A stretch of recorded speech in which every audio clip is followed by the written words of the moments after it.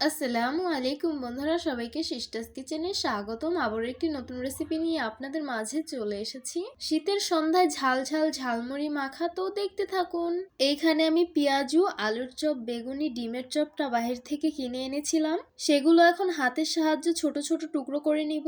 প্রথমে আমি হাত দিয়ে ছোট ছোট টুকরো করে নিয়েছিলাম পেঁয়াজুগুলো। তারপর ডিমের চপটাকে আমি হাত দিয়ে ছোট ছোট টুকরো করে নিয়েছি। বেগুনিটাও আমি সেম ভাবে টুকরো করে নিচ্ছি।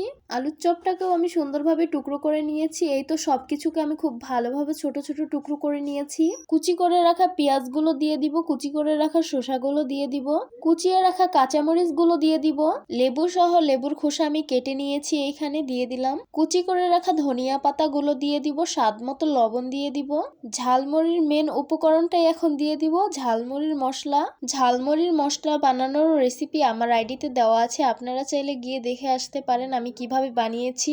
তারপর সব উপকরণগুলোকে হাতের সাহায্যে খুব ভালোভাবে মিক্স করে নিতে হবে। এই তো আমি খুব ভালোভাবে মিক্স করে নিয়েছি। এখানে আমি পরিমাণ মতন মুড়ি অ্যাড করে নিলাম। এখন মুড়ির উপরে সরিষার তেল দিয়ে দিব। মুড়ির উপরে সরিষার তেল দিলে মুড়িটা উদায় না। এখন মুড়িটাকে হাতের সাহায্যে আবারও খুব ভালোভাবে মেখে নিব আলতো হাতে। এই শীতের মৌসুমে ধনেপাতা, সরষা, টমেটো, কাঁচামরিচ দিয়ে কিন্তু মুড়ি মাখা খেতে অনেক বেশি ভালো লাগে। এই তো আমি সুন্দরভাবে মুড়িটা মেখে নিয়েছি, এখন পরিবেশন করে নিব।